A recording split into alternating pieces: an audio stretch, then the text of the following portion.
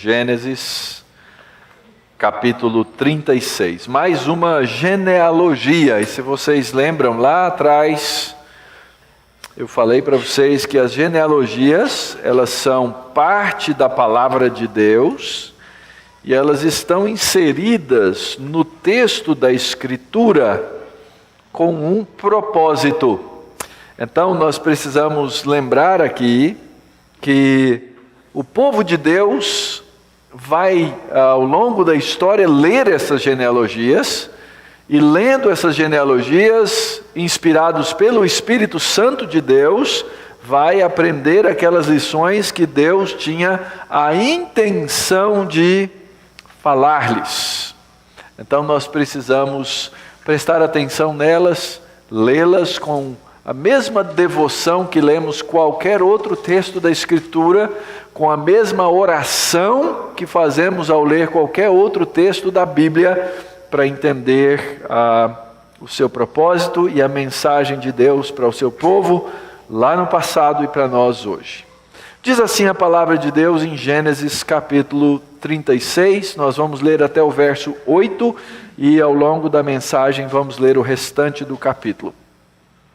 São estes os descendentes de Esaú, que é Edom.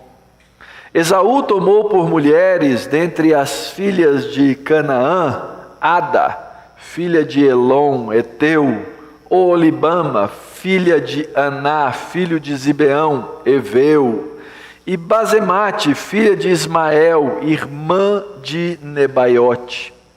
A Ada de Esaú lhe nasceu Elifaz, a Basemate lhe nasceu Reuel, e a Oholibama nasceu Jeus, Jalão e Corá. São esses os filhos de Esaú que lhe nasceram na terra de Canaã.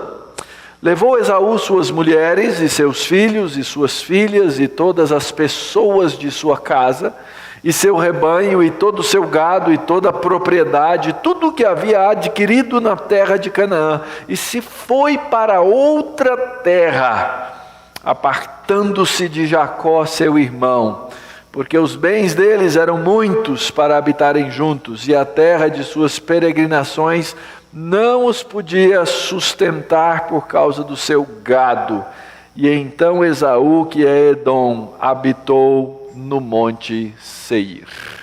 Vamos orar? Pai bendito, nós estamos diante da Tua santa e bendita palavra, e nós rogamos por amor do Teu nome, Senhor, que nos permita entendê-la, que ela fale aos nossos corações e mentes nessa manhã, que ela nos convença da verdade do Senhor, que nossos corações sejam por ela, ó Deus, transformados para amar-te, para glorificar-te, para nos render aos Teus pés.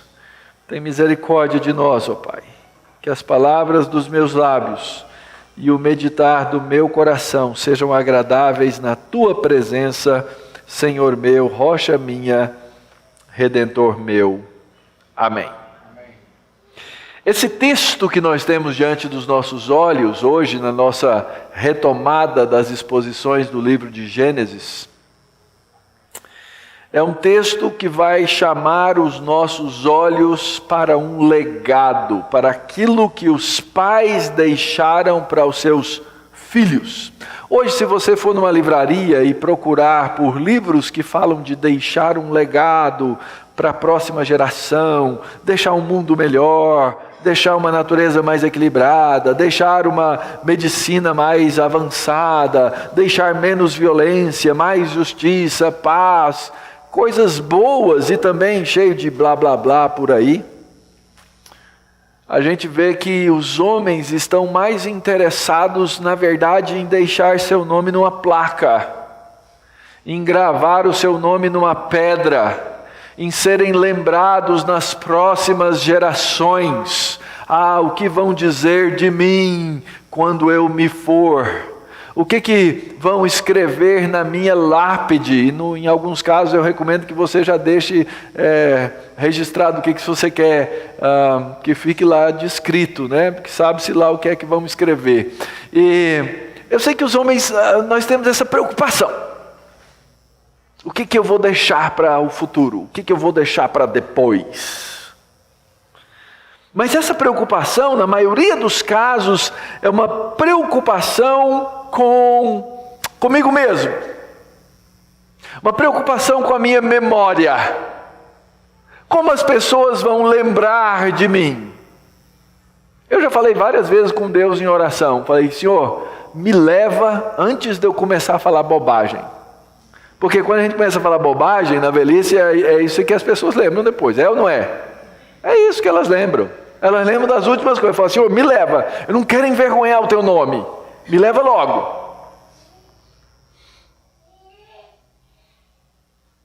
Mas será que é isso que Deus quer? Será que essa é a preocupação de Deus com o seu povo aqui nessa terra? Será que essa é a principal preocupação que nós deveríamos ter? E às vezes eu olho e vejo que há muito pouca preocupação, na verdade, em deixar o que realmente importa. E o que realmente importa é deixar para as gerações futuras um legado espiritual, algo que corresponda à verdade de Deus, algo que esteja ligado à eternidade, aquilo que eu vou deixar para os meus filhos, de mais precioso é a mensagem da cruz de Cristo, e não tem nada, absolutamente nada que possa substituir essas coisas. Isso nós devemos estar preocupado em deixar. Feliz o homem que sabe que é isso que deve deixar para os seus filhos. Mas ao longo da vida, ao longo da nossa história, a gente vai se preocupando com tanta coisa, não é? Eu tenho que deixar uma boa educação para os meus filhos. E aí então eu gasto tanto tempo preocupado em me certificar que eles têm uma boa educação, e as coisas espirituais ficam em segundo plano, ficam para trás. São deixadas, às vezes, até porque eu quero curtir a vida, quero ter uma vida boa, e as coisas espirituais podem acabar atrapalhando, ou às vezes até numa vida de austeridade. Não, eu sou aquele pai que levanta de madrugada, que volta à tarde, porque eu quero deixar essas coisas para os meus filhos. Mas o custo disso é caro. O custo dessas coisas, muitas vezes, é exatamente a vida espiritual, é o envolvimento no reino de Deus que largamos para lá, porque estamos preocupados em obter coisas para o presente. O quanto eu posso aproveitar a vida hoje, como eu posso curtir a minha vida. Isso estava ligado muito a vida desse personagem que nós acabamos de ler sua genealogia, Esaú. Esaú estava preocupado com o dia dele. Lembra como é que começa, bem no comecinho, ali a história de Esaú com Jacó? Ele chega daquilo que ele mais gosta, aparentemente. Ele gostava de quê? Caçar, ele gostava da adrenalina. Chega em casa, diz assim, estou morrendo de fome. Jacó, esperto, fala o que para ele? Eu fiz essa sopinha aqui de lentilha, eu sei que você gosta, eu te dou um prato. Mas, é bem coisa de adolescente mesmo, não é? Mas eu troco pela sua primogenitura. Qual que foi o arrazoado de Esaú? Se eu morrer agora de fome, o que adianta a primogenitura? Eu prefiro comer o prato de lentilhas. E o gosto por lentilhas, o meu gosto por lentilhas deve ser muito parecido com o de Esaú. Eu adoro lentilhas. A grande pergunta é se nós vamos trocar aquilo que vale pelo prazer da vida agora. Não, agora eu quero curtir. Agora eu quero badalar. Agora eu quero o reconhecimento das pessoas. Agora eu quero as coisas do momento, o bom. Esse negócio de igreja, esse negócio de crente, esse negócio de culto, essas coisas caretas, não vale a pena. Eu quero agora. Essa é a mentalidade, esse é o reflexo do coração daquele homem chamado Esaú, que não só faz isso, mas que depois começa a trabalhar contra os seus pais, porque observava que o seu irmão, apesar de ser o enganador, apesar de ser aquele que trapaceia, era um homem que ainda entendia as coisas, ou queria entender as coisas do reino de Deus. Isso tudo se encaixa dentro da grande história, da grande narrativa da Bíblia, que nós começamos a desenvolver ao longo do livro de Gênesis. A grande história da criação, a história da queda, a maneira como Deus vem executando a sua redenção ao longo do tempo, ao longo da história, até o dia em que nós chegaremos naquele ponto da consumação, em que Deus nos trará todas as coisas que Ele quer para aqueles que são seus escolhidos. Imediatamente antes, no capítulo 35 de Gênesis, nós vimos Jacó finalmente erigindo um altar a Deus. Depois de sofrer muito, depois de ter andado por caminhos tortuosos, depois de desobedecer a Deus, depois de não valorizar as coisas espirituais como seu irmão também fazia, ele aprende a dura lição de que ele será amaldiçoado se não obedecer a Deus. E isso é muito interessante. Deus chama os crentes para abençoar. E quando os crentes não agem de acordo com a mensagem da verdade de Deus, o que nós encontramos são os crentes amaldiçoando as pessoas. E esse Jacó que luta com seu irmão desde o ventre, ele é agora um homem chamado a cultuar a Deus. E nós vimos no capítulo anterior que o culto requer obediência. Ninguém pode cultuar a Deus do jeito que quiser, não. O nosso culto a Deus, a nossa adoração a Deus requer obediência, requer purificação, requer ação da nossa parte, requer consagração. E apesar de nós, Deus sempre permanece fiel aos seus propósitos. Com a sua graça incansável, agora Jacó tem a sua família completa. Nasce o seu último filho, Benjamim, mas ele perde a sua esposa que ele amava. Porém, a graça não desiste e Deus continua a agir na vida daquele homem.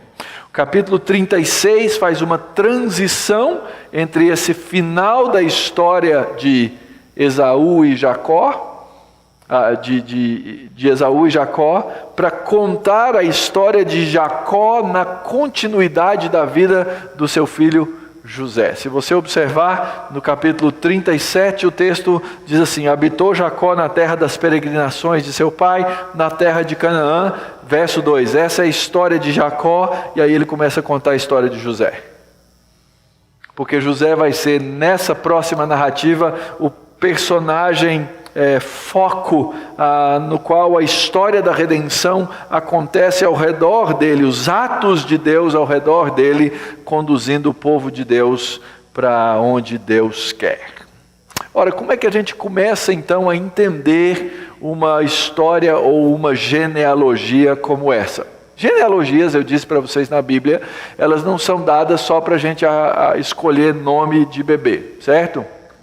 Está em tempo de mudar o nome do Mateus ainda, tem uns bonitos aí.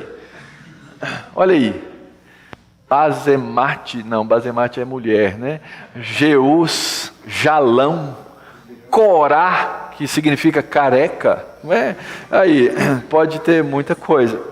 O que essa primeira parte dessa genealogia que nós lemos, e observe, o texto começa dizendo, são esses os descendentes de Esaú. Lembra, eu falei que Gênesis é dividido em várias partes, as divisões claras do livro de Gênesis são exatamente essa. São esses os descendentes de, ou essa é a história de. Ela começa lá no capítulo 2, versículo 4 e vai se repetindo até o final. A última exatamente essa do capítulo 37. E no capítulo 36 nós vamos ler 2 vezes essa expressão. São esses os descendentes de. E o texto faz questão de ressaltar algumas coisas. E o que mais chama a atenção é exatamente o desprezo que Esaú teve pela aliança de Deus. O texto começa dizendo, são esses os descendentes de Esaú, que é Edom. Lembra, o povo lá na frente sabe quem é Edom muito bem, e a gente vai ver por quê. Esaú tomou mulheres dentre as filhas de Canaã. Havia uma proibição específica de que eles não deveriam casar-se fora da sua grande família da aliança. Lembra da preocupação de Abraão com seu filho? Como? Eu vou pegar uma mulher estrangeira, e não porque ela era de outra raça, mas porque ela tinha uma fé diferente, e misturar com a fé do povo da aliança de Deus. Nunca, de jeito nenhum, de nenhuma maneira isso pode acontecer. Esse é um ensinamento bíblico claro. O casamento ele é feito no Senhor. O casamento ele é feito dentro da família da aliança de Deus. E esse homem despreza esse princípio e resolve casar-se fora da família da aliança. O texto continua, e é interessante que nesse capítulo, eu falei, a expressão aparece 2 vezes. Essa é a descendência de Esaú.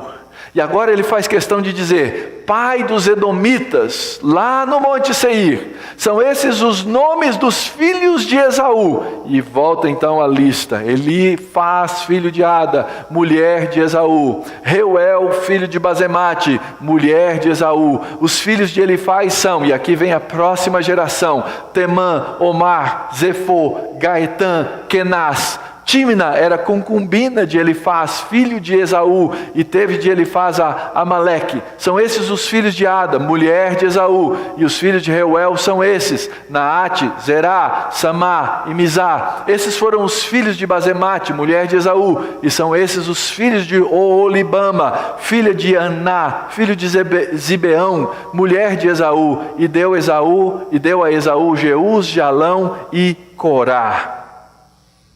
O que essa história nos ensina? Essa história nos ensina que a família da aliança não só foi desprezada, como ela desaparece da vida desse povo. Isso faz parte da história de Esaú. Primeiro, eu já falei para vocês, nós já estudamos lá atrás, Esaú despreza o seu direito de primogenitura. Quando ele faz isso, ele despreza a Deus, ele insulta a Deus, ele insulta a sua família. Porque Deus o havia chamado os primogênitos para isso.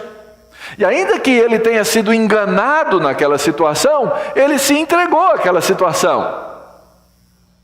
Esse homem, ele não tinha valores espirituais e ele não desenvolveu valores espirituais. Ele não era capaz de enxergar além da carne. Ele não era capaz de enxergar além das coisas que estavam diante dos seus olhos. A sua vida era guiada pelo momento, pela adrenalina, pela sua fome, pelas primeiras mulheres diante do seu olhar. Ele não tinha preocupação pelas promessas e pela glória futura de Deus. Deus não fazia parte da vida dele.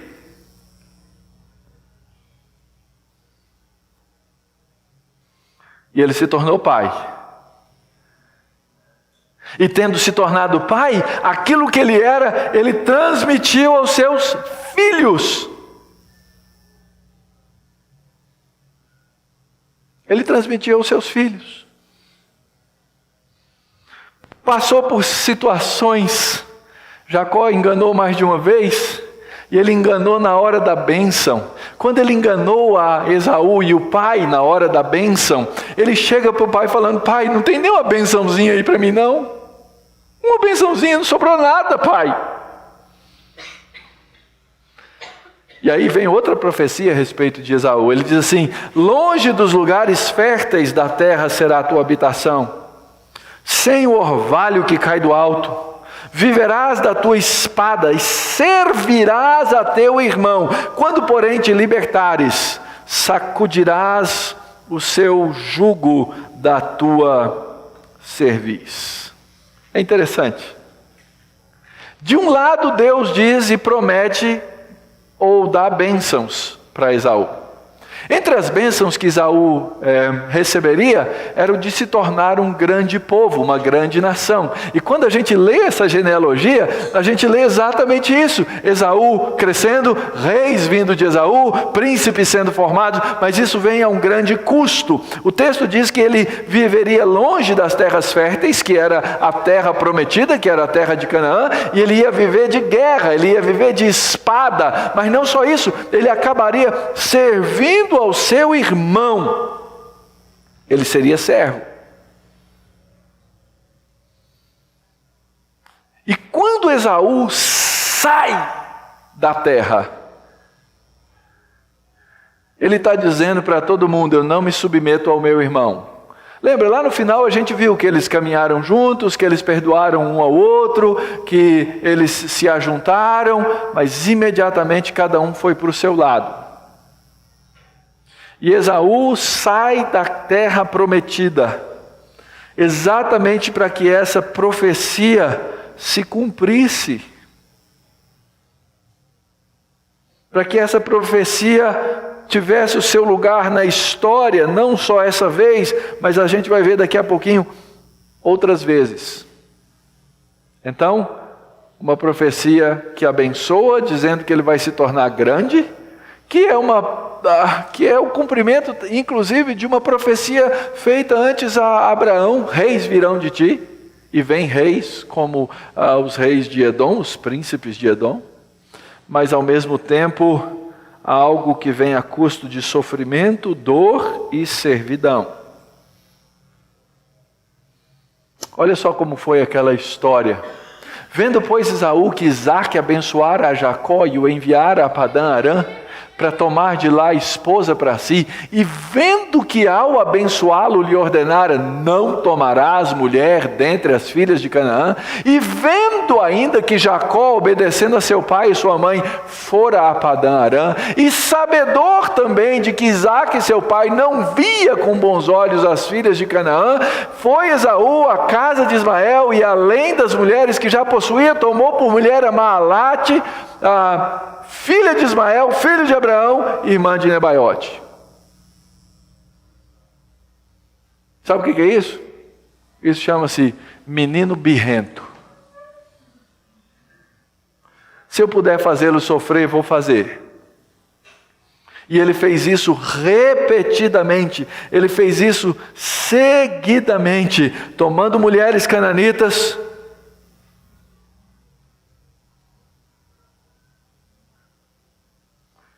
e afastando seus filhos de Deus. Essa é uma das coisas que a gente aprende em genealogias. Em toda genealogia, vocês lembram como funcionam os nomes bíblicos? Os nomes bíblicos, eles ou falam de uma expectativa que os pais têm com relação aos filhos, eles falam da maneira como nós nos relacionamos com Deus. Então todos esses nomes, Daniel, Isaías e assim por diante, todos eles carregam o nome de Deus.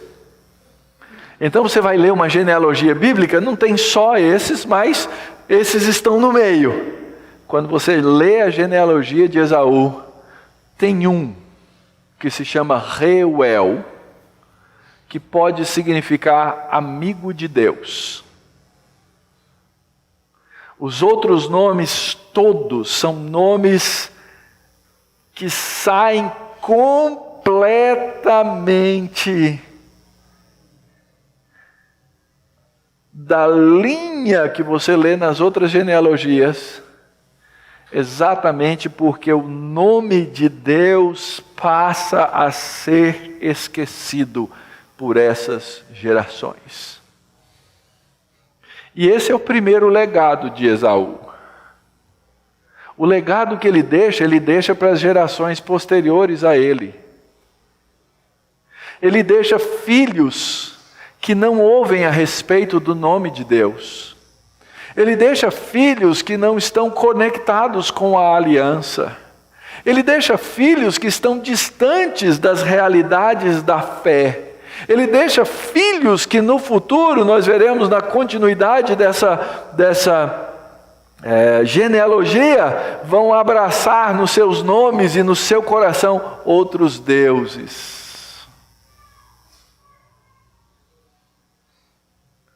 Gerações que abandonam o nome de Deus. E quando a gente chega no Novo Testamento, a gente vê algumas referências a Esaú. Uma delas, clássica, em Romanos, nos capítulos 9, 10, 11, quando o texto diz: eu amei a Jacó e eu me aborreci de Esaú. Isso é uma referência a um texto feito no próprio Antigo Testamento. Nós vamos ver daqui a pouco em Malaquias. Depois em Hebreus capítulo 11 aparece uma referência a Esaú de novo, no meio da galeria da fé. Mas a referência específica é a Jacó. E agora no capítulo 12 nós lemos essas palavras que estão aí em Hebreus 12, versículo 16. Nem haja algum impuro ou profano, como foi Esaú, o qual por um repasto vendeu o seu direito de primogenitura, pois sabeis também que posteriormente, querendo herdar a bênção, foi rejeitado, pois não achou lugar de arrependimento, embora com lágrimas quisesse receber uma herança. Pai, dá uma herança para mim. Era sincero, com lágrimas nos olhos, com certeza. Mas ele não entendia das coisas espirituais. Ele desprezou a aliança de Deus, ele desprezou o povo de Deus, ele desprezou a sua própria família. E quantos não são os casos que eu já vi acontecerem assim no meio do povo de Deus?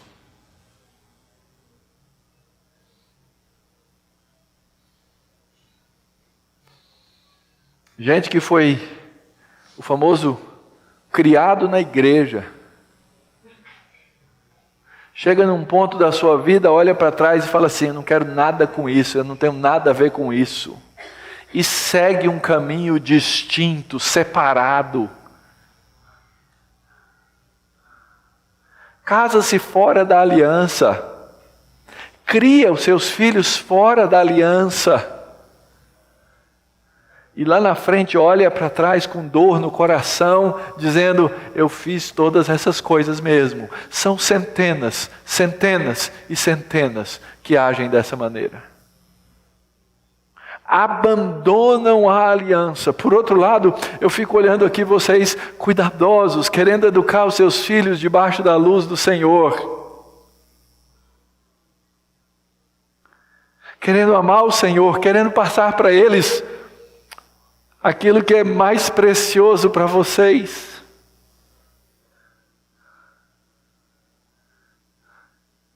Em outros casos, alguns que eram de fora e foram chamados para fazerem parte dessa família pela graça de Deus. Quando nós estávamos cantando um hino, eu fui aqui para o cantinho, a Gaia pegou o caderno dela e me mostrou uma frase que ela escreveu.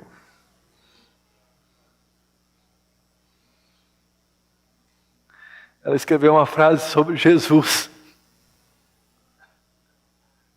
Jesus faz parte da vida dela.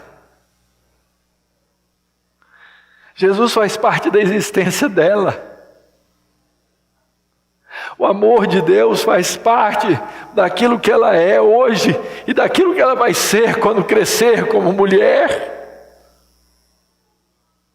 Como é glorioso esse evangelho, queridos. Mas ao mesmo tempo que a gente vê Deus salvando alguns e trazendo a graça do evangelho, a gente vê outros que são como Esaú, que desprezam, que amam o agora, que amam as suas lentilhas, que amam as suas festas.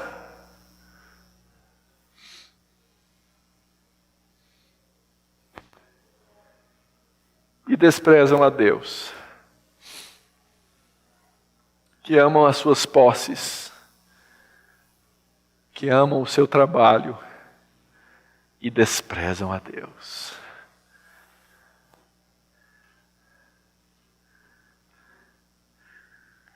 Quantos que depois de fazerem tudo isso, querem voltar ao aprisco do Senhor, mas já arruinaram suas famílias, já arruinaram seus filhos.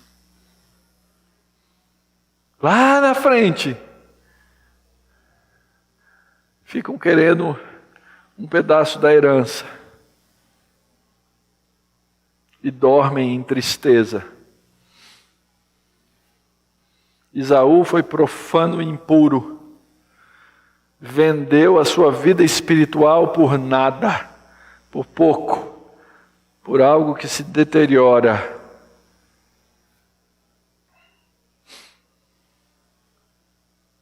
A narrativa ou a genealogia continua falando da grandeza humana de Esaú. É muito interessante isso. Essa seção da narrativa vai falar dos seus príncipes, dos seus homens grandiosos. Verso 15. São esses os príncipes dos filhos de Esaú, os filhos de Elifaz, o primogênito de Esaú, o príncipe Temã, o príncipe Omar, o príncipe Zefô, o príncipe Kenaz, o príncipe Corá, o príncipe Gaetã, o príncipe Amaleque. São esses os príncipes que nasceram a Elifaz na terra de Edom, são os filhos de Ada. São esses os filhos de Reuel, o filho de Esaú, o príncipe Naate, o príncipe Zerá, o príncipe Samá, o príncipe Mizar. São esses os príncipes que nasceram a Reuel na terra de Edom. São os filhos de Bazemate, mulher de Esaú. São esses os filhos de Oholibama, mulher de Esaú. O príncipe Jeús, o príncipe Jalão, o príncipe Corá. São esses os príncipes que procederam de Oholibama, filha de Aná, mulher de Esaú. São esses os filhos de Esaú e esses os seus príncipes.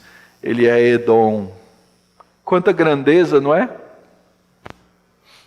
Queria poder chamar meus filhos de os príncipes. Príncipe Avner, princesa Nina.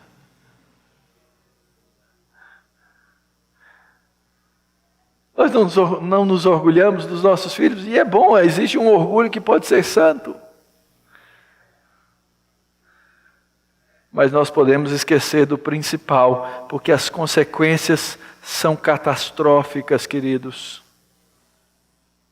O texto continua dizendo, são esses os filhos de Seir, o Oreu, morador da terra, Lotã, Sobal, Gibeão e Aná, Dizon, Ezer e Dizã. São esses os príncipes dos Oreus, filhos de Seir na terra de Edom. Os filhos de Lotã são Ori e Omã, a irmã de Lotã é Timna. São esses os filhos de Sobal, Alvã, Manaate, Ebal, Sefo e Onã.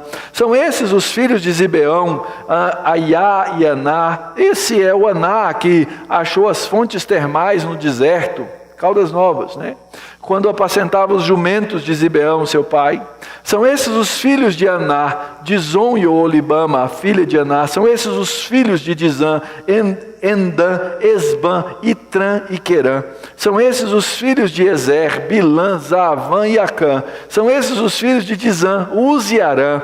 São esses os príncipes dos Oreus, o príncipe Lotã, o príncipe Sobal, o príncipe Zibeão, o príncipe Aná, o príncipe Dizon, o príncipe Ezer, o príncipe Dizã. São esses os príncipes dos Oreus, segundo os seus principados na terra de Seir. Verso 31. São esses os reis que reinaram na terra de Edom, antes que houvesse rei sobre os filhos de Israel. Em Edom reinou Belá, filho de Beor, e o nome da sua cidade era Dinabá. Morreu Belá e em seu lugar reinou Jobabe, filho de Zerá de Bosra. Morreu Jobabe e em seu lugar reinou Uzão, da terra dos Temanitas. Morreu Uzão e em seu lugar reinou Hadade, filho de Bedade, o que feriu Midian no campo de Moabe. O nome da sua cidade era Avite. Morreu Hadade e em seu lugar reinou Samlá de Masreca. Morreu Samlá e em seu lugar reinou Saul de Reobote, junto ao Eufrates. Morreu Saul e em seu lugar reinou Baal-Hanã, filho de Acbor. Morreu Baal-Hanã, filho de Acbor, e em seu lugar reinou Adar. O nome de sua cidade era Paú, e o de sua mulher era Metabel, filha de Matred, filha de Mezaabe. Eu não sei se pela leitura dos nomes você consegue ver o tamanho da catástrofe.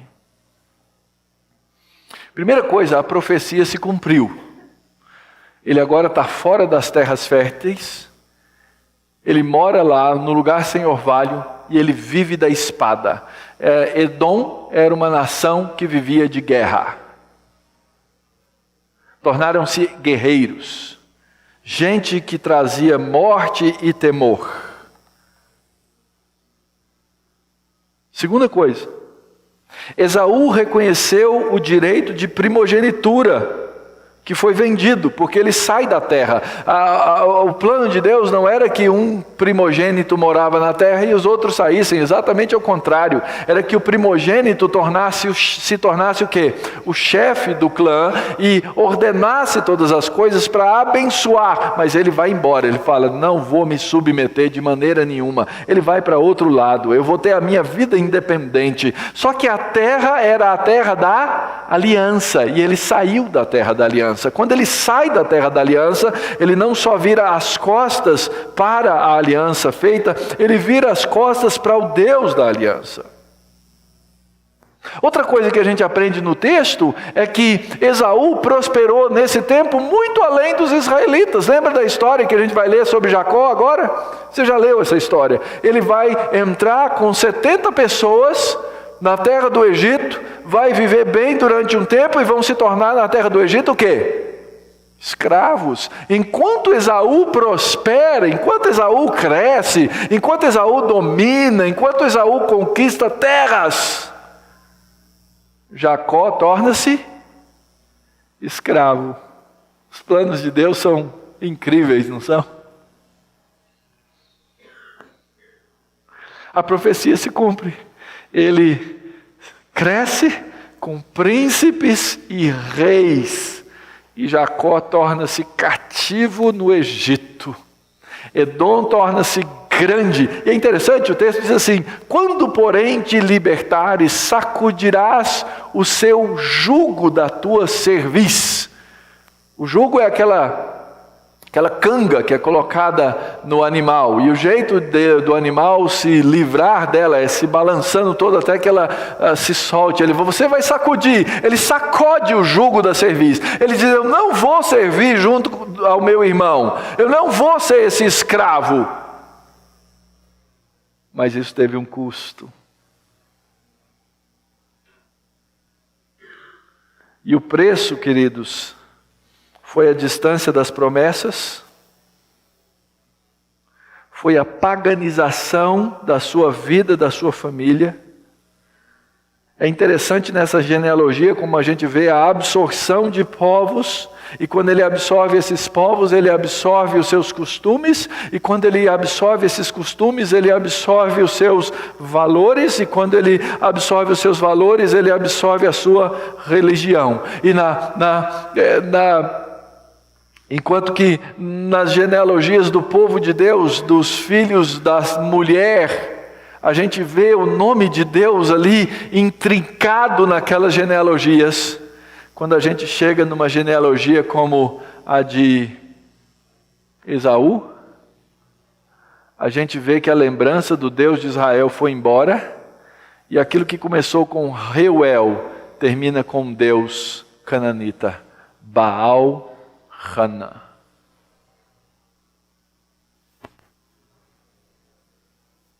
Baal-Hanan. Idolatria pura. E as consequências disso, queridos, são catastróficas em muitas coisas. O legado que Esaú deixou para a sua família, para o seu irmão, o legado que ele deixa para a descendência do seu pai, é um legado de catástrofes. Esse povo chamado povo Edom, que alcança esse grande domínio territorial, vive pela espada e se torna um inimigo inveterado do povo de Deus. Lembra, a família de Jacó vai entrar agora para o Egito. Entram com 72 pessoas e passam 430 anos no cativeiro. Saem de lá como um povo grande, numeroso, mas quando eles saem e vão passar dali para a terra que Deus lhes promete, a mesma terra onde Jacó havia vivido, e a terra de onde Esaú havia saído, e eles vão passar, e eles para chegar na terra precisariam passar por ali. Eles mandam gente para pedir ao rei de Edom, 500 anos depois, para pedir ao rei de Edom que permitisse que eles passassem por ali.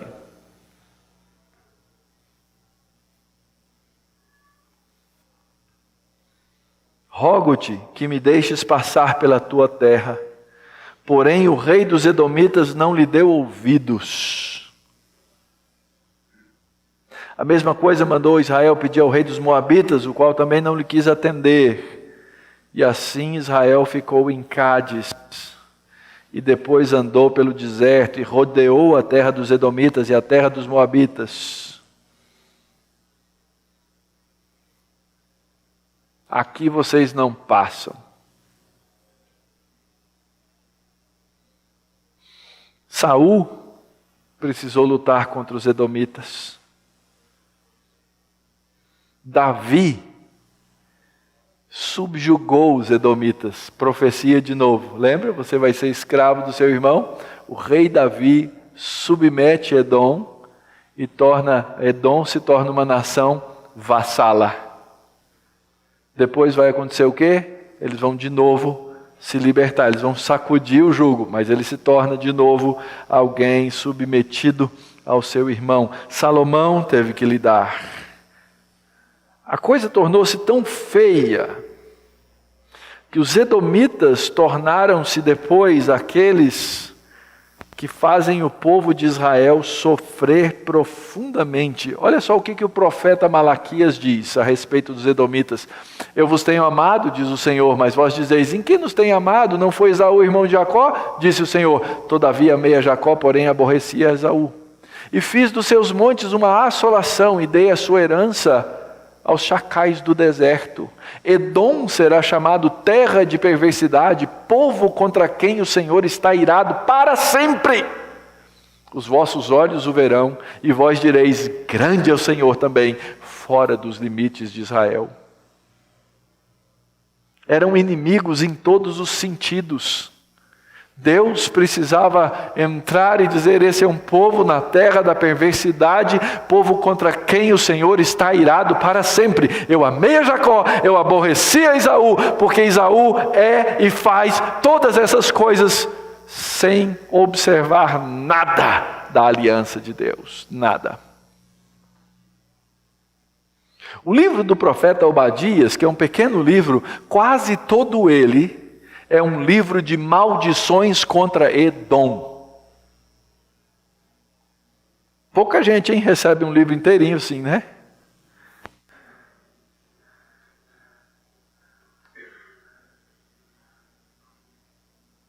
Salmo 137. Olha o peso dessas palavras. Contra os filhos de Edom, lembra-te, Senhor, do dia de Jerusalém. Pois diziam, arrasai, arrasai até os fundamentos, filha da Babilônia, que has de ser destruída. Feliz aquele que te der o pago do mal que nos fizeste. Feliz aquele que pegar os teus filhos e esmagar contra a pedra. Sabe o que os edomitas fizeram?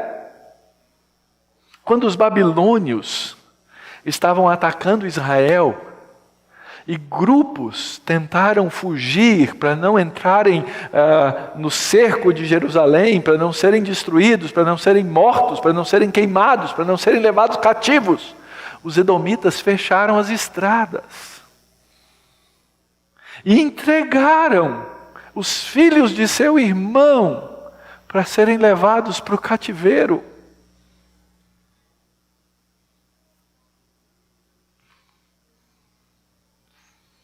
Mas tem um outro lance muito interessante na história. Vocês ouviram falar de um rei que mandou matar as crianças até 2 anos na cidade de Belém? Chamado Herodes. Ele veio, sabe de onde? Da Idumeia. Sabe que lugar é esse? Terra de Edom.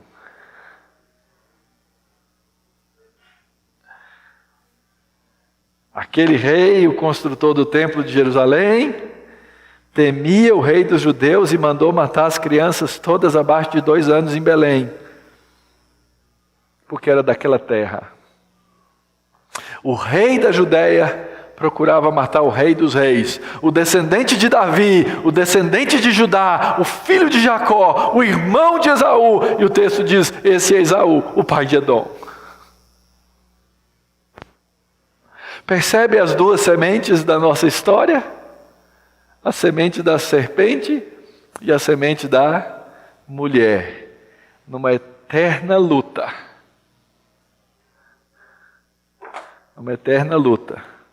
Eterna entre aspas. Porque haverá uma consumação, e nessa consumação nós saberemos que o Rei dos Reis vence. Assim, queridos, é que alguém deixou um legado. Um legado de alguém que andava pelos olhos da carne.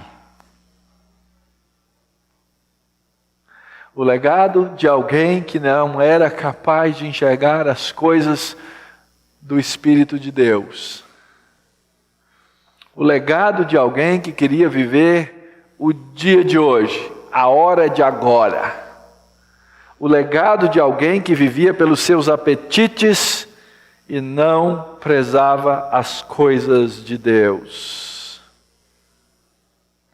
E o nosso texto então termina, verso 40, dizendo, são esses os nomes dos príncipes de Esaú, segundo as suas famílias, os seus lugares e os seus nomes, o príncipe Tímina, o príncipe Alva, o príncipe Getete, o príncipe Olibama, o príncipe Elá, o príncipe Pinom, o príncipe Kenaz, o príncipe Temã, o príncipe Mibzar, o príncipe Magdiel, o príncipe Irã. São esses os príncipes de Edom, segundo as suas habitações na terra da sua possessão. Essa expressão é muito forte. A terra que ele agora possui não é a terra da aliança. E se você lembrar, Deus faz a promessa de que ia dar uma terra em possessão. E não só isso, a Escritura diz que aqueles que são os filhos de Deus vão herdar toda a terra. Assim, queridos, se alguém olhar para a história de Esaú lá no passado, pode falar assim, pô, esse cara foi, conquistou terra, foi um grande guerreiro, certamente conquistou gado, reis vieram dele, foi poderoso, obteve muito, viveu pela espada, mas a sua possessão é terrena, a sua possessão não é fruto da aliança, ainda que fruto de uma promessa até. A possessão de Esaú é outra terra. E eu posso dizer para vocês, queridos, nós temos uma promessa, nenhuma de que vamos herdar essa terra agora, mas a absoluta promessa de Deus, de que vamos herdar a terra toda. Toda.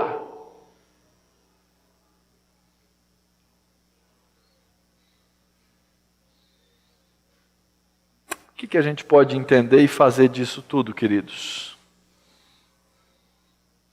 Primeira coisa, vamos lembrar, que a graça e a misericórdia de Deus é imensa. Ela salva edomitas. Eu procurei ontem na Bíblia para ver se eu tinha assim, algum texto que falasse da salvação de um edomita especificamente para dar como exemplo para vocês. Não achei. Mas eu sei que Deus salva edomitas. A gente vê eles sendo salvos hoje, ao redor do mundo. E a gente sabe que eles serão salvos também, aqueles que são do Senhor, por causa até do cântico que nós cantamos, de todas as tribos, de todos os povos e de todas as raças.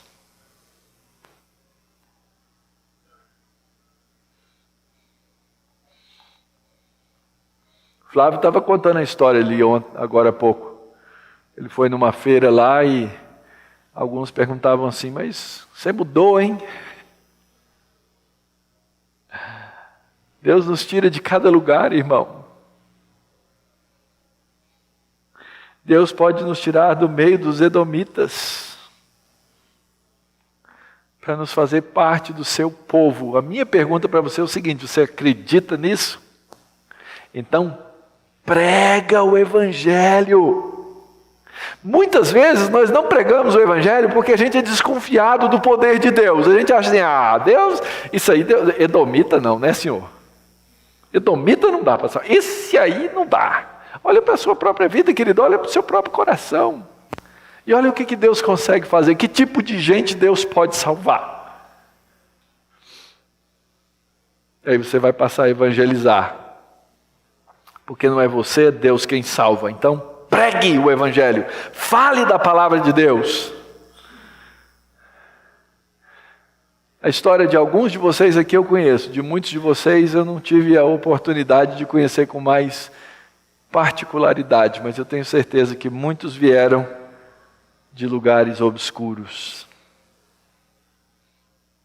Segunda coisa, queridos, se Deus é capaz de providenciar reis e reis, segundo a profecia que Ele fez para os edomitas, Ele é capaz de nos providenciar e nos providenciou um rei dos reis. Nós temos em Cristo o Senhor, aquele que é capaz de reconciliar até Esaú e Jacó. E Ele nos reconcilia com Deus. Mas olhando para toda essa história e olhando para toda essa herança triste deixada por Esaú, eu queria deixar com você nessa manhã essa pergunta: que herança você vai deixar para a sua geração? Que herança você vai deixar para os seus filhos? E talvez você pense, mas eu ainda não tenho filhos. Mas há uma possibilidade de que você os tenha. Será que não é hora de você se preocupar com isso agora? Já? Aliás, não sei se eu já contei isso para vocês, provavelmente sim, as minhas histórias são muito repetidas. Mas lá atrás na minha vida eu morria de medo de ter filhos. Morria de medo de ter filhos. E Deus colocou aquele medo no meu coração para que eu começasse a orar por eles lá atrás. Antes deles existirem. Já parou para pensar nisso? Você que não tem filhos, comece a orar por eles. Agora. Nós somos os responsáveis por deixar uma herança bendita para eles. Nós somos os responsáveis por abençoá-los com palavras de vida, com o Evangelho da graça, com o amor daqueles que foram resgatados pelo Senhor. E para que isso aconteça, você precisa ter uma visão clara do que é a vida. E eu pergunto então, o que é a vida para você? Porque pode ser que você esteja preocupado demais em viver a vida agora e dizer assim, não, o futuro a Deus pertence, e de fato o futuro a Deus pertence. A pergunta é como é que você vai se relacionar com esse futuro. Esaú é o exemplo de muitos que já vi. E é interessante, queridos, nossos pais crentes, por mais imperfeitos que eles tenham sido, eu olho para as famílias de alguns aqui, eles nos legaram coisas espirituais que os pais não crentes não podem legar para os seus filhos.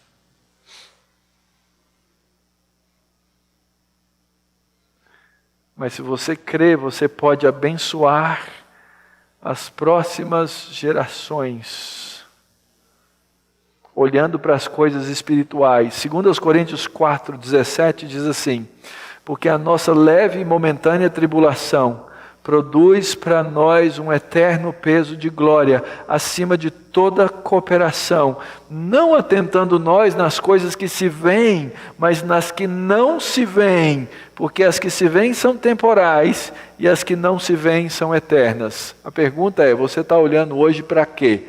Para o visível, só para o que está diante dos seus olhos, ou você é capaz de olhar para o eterno? Esaú só olhava para o que estava diante dos seus olhos, cego espiritualmente, incapaz de ter valores espirituais. Mas Deus nos chamou para ir além. Então nosso desafio é esse que está em Colossenses capítulo 3. O apóstolo Paulo diz aos Colossenses, buscai as coisas lá do alto, onde Cristo vive, assentado à direita de Deus. E pensai nas coisas lá do alto, não nas que são aqui da terra. Esaú só pensou nas coisas que são aqui da terra e deixou esse legado. Seu chamado é pensar nas coisas lá do alto. É buscar na sua vida hoje as coisas lá do alto. Porque assim Deus nos chamou para viver. Esse Deus poderoso, esse Deus eterno, esse Deus dos antigos. Esse que rege, que sustém, esse que abençoa seu povo, sua igreja, esse que desde o passado foi nossa luz, e esse que abençoa o que chama seu povo a adorá-lo.